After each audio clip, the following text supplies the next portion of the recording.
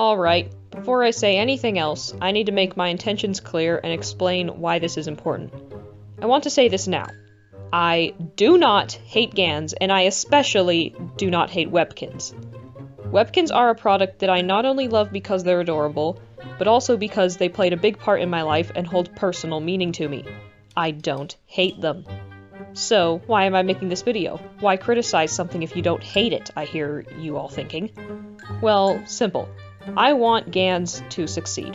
Their current direction with Webkinz is negatively affecting their product, and more importantly, its consumers. As most of us are aware, Ganz watches fan videos, so I'm hoping someone will see this and actually think about it.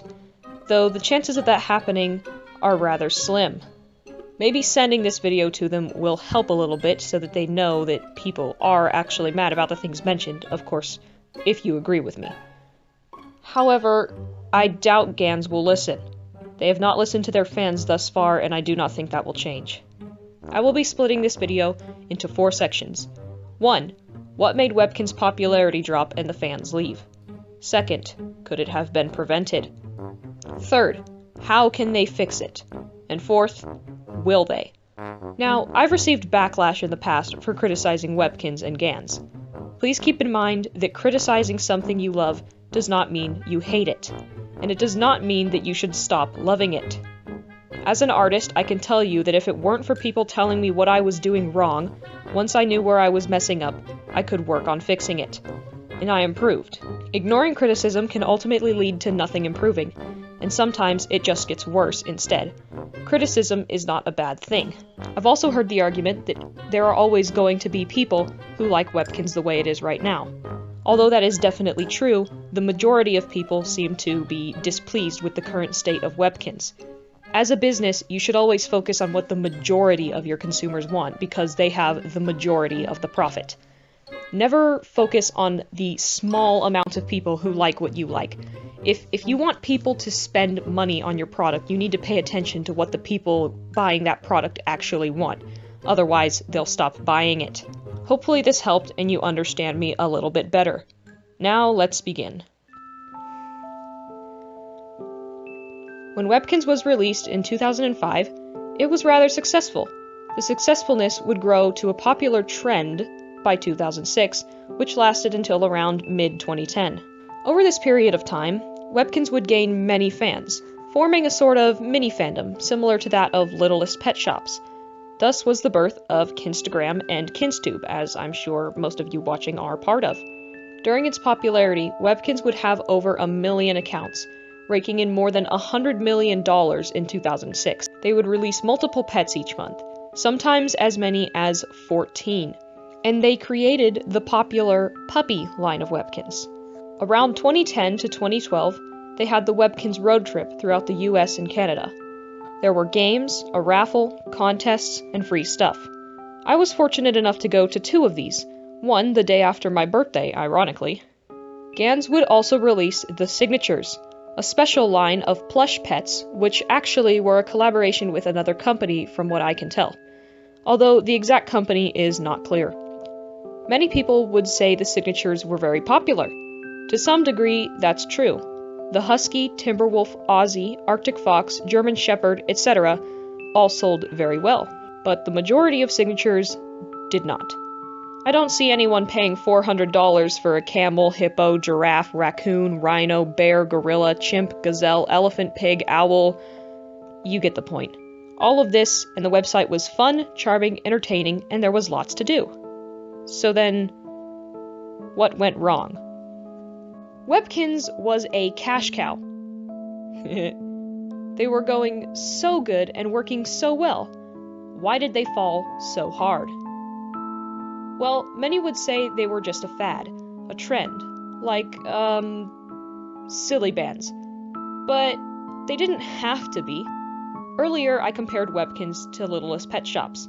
It may not seem like it at first, but I think the two are actually rather similar. For one, most of the people who had collected Webkinz also had LPS. Both of them were simple animal toys.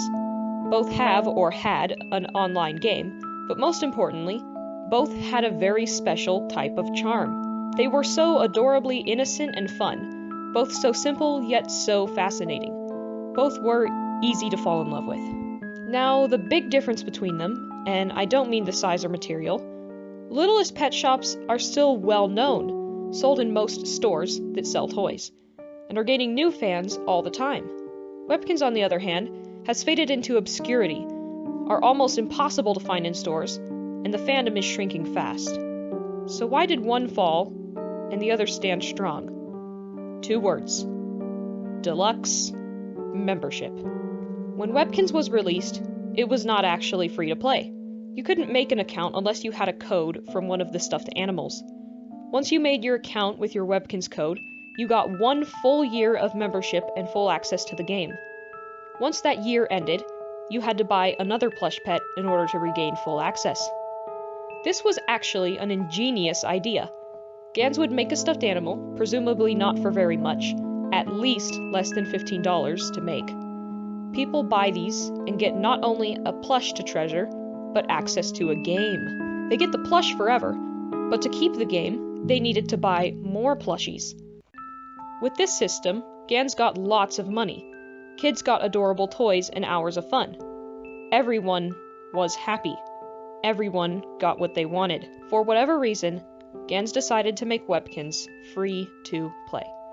Now you didn't need to spend any money. You still didn't get full access, but that didn't matter to some people. Some people tried it and decided they didn't like it. Ganz gets no money.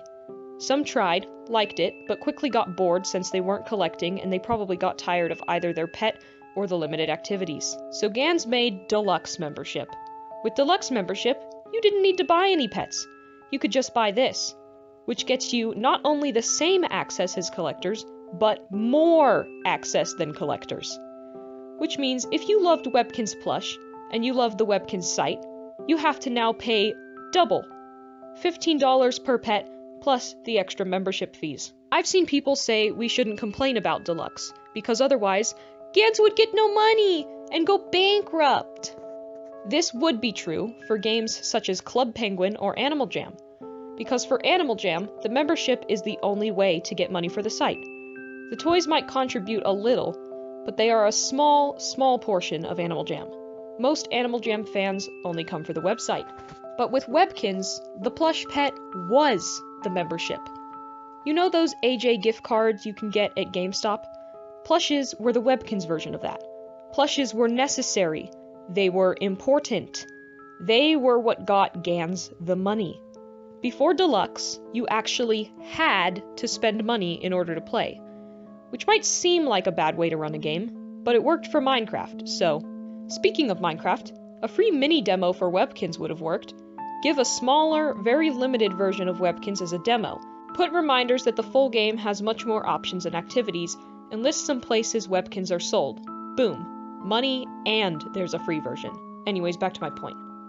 Looking at Google Trends, popularity for Webkinz started decreasing just before January of 2010. Deluxe membership was released just before about, January 2010. Coincidence? The worst part about all of this is how unfair Deluxe membership actually is. Now, keep in mind for this part, I have 220 Webkinz plushies. I'm counting them at retail price, $15, not including the extra $10 for signatures. Whether I spent the full amount or not, Ganz was likely given the exact same amount of money per Webkinz sold. So how is Deluxe unfair? I've been collecting Webkinz for 10 years. In that 10 years, I have bought 220 Webkinz, which means I have spent approximately $3,300 on Webkinz plush. 1 year of Deluxe membership is $45. If I had bought Deluxe membership, but not any plushes, for the entirety of the time I've played Webkinz, I would have spent a total of $450. I've spent almost 6 times more money on Webkinz than someone who has bought 10 years of Deluxe membership. And yet, I'm not allowed to play the full freaking game. I and many other plush collectors have been scammed. I have spent $2,850 more than someone who gets more access than me. Do you see the issue here? Now, let's give the benefit of the doubt and say Ganz only gets $5 profit from each plush. and the store gets the other 10. I've still spent $1,100. Still more than 10 years of deluxe membership.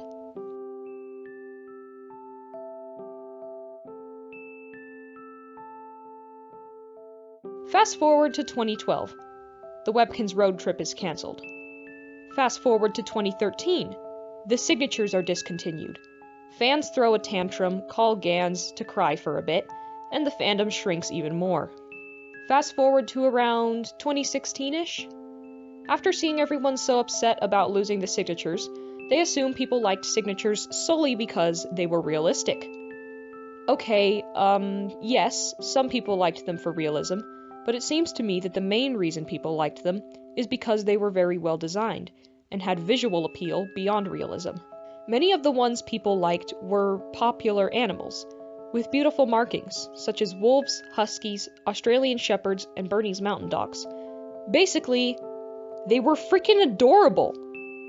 Anyways, because they thought people liked realistic, Ganz started trying to make the regular pets more realistic. So here's where the problem lies. Now, the regulars lacked the material needed to get the same realistic look that was simultaneously cute, like the signatures.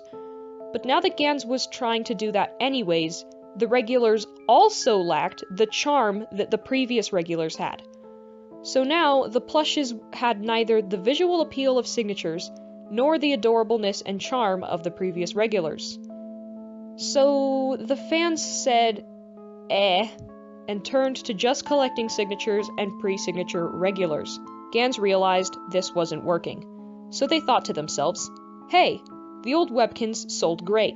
Let's just make those again. Great idea. It was not a great idea. Fans openly expressed their annoyance with this, rightfully so. Although some were okay, just recolors that were not bad, but just that little bit too similar, most were just blatant remakes. Nowadays, the plushes are in a weird spot. Some are just way too similar to old Webkinz to work at all. Some are new, but meh. But every now and then we get a genuinely good Webkinz, but they are few and far between. Although it's been a long time since we got any puppies, seasonal pets, or any of our many, many requests, such as a regular Aussie. And most of the pets still seem to lean more towards trying to be realistic rather than trying to be charming. On top of that, Ganz has gone from 14 pets released a month to 1. As of October 30th, the November pet is yet to be announced. It almost seems like plushes are cancelled.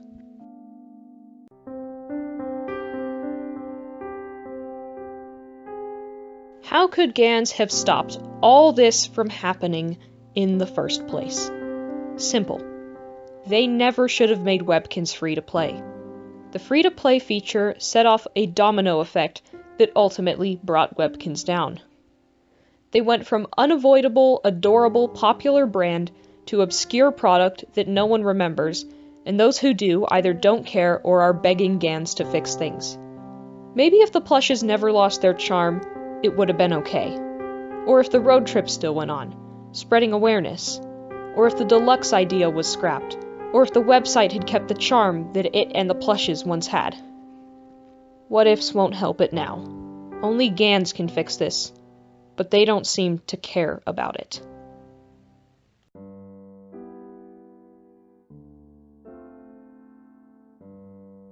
So, how could Ganz fix it? Start with deluxe membership.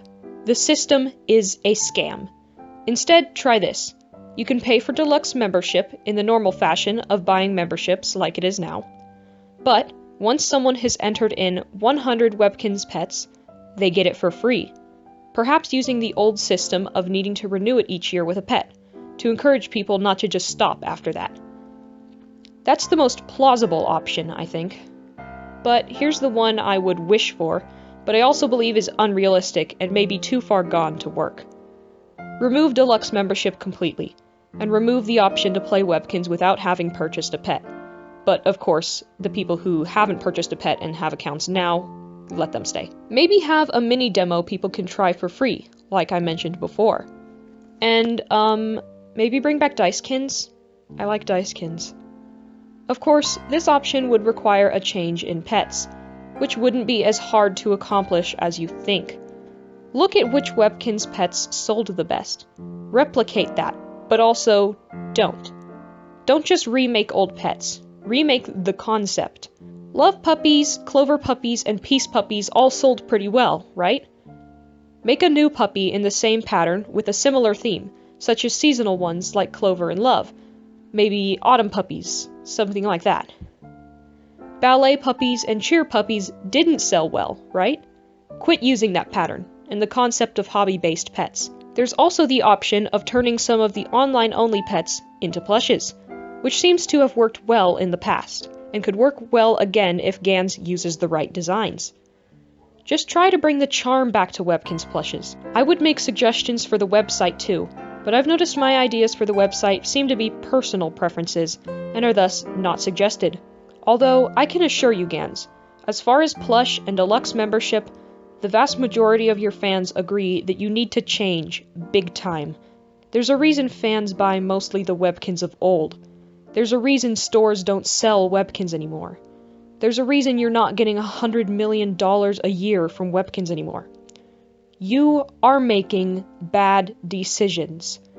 You are going against your consumers' wishes. Maybe there's some large portion of people who never talk that actually like the current Webkinz. Maybe Ganz is making better money than they did back then. But from where I'm standing, I see fans that love what Webkinz was, and begrudgingly accept what Webkinz has become.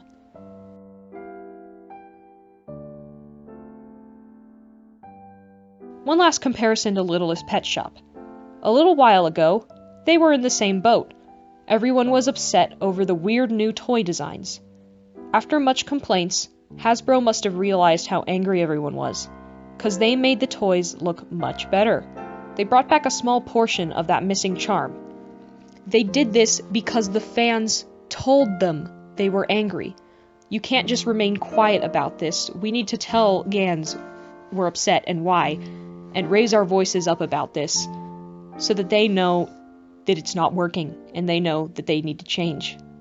Do I think Ganz will do the same thing Littlest Pet Shop did? No. I think if they wanted to change, if they wanted to raise Webkinz back up, they would have listened to us by now.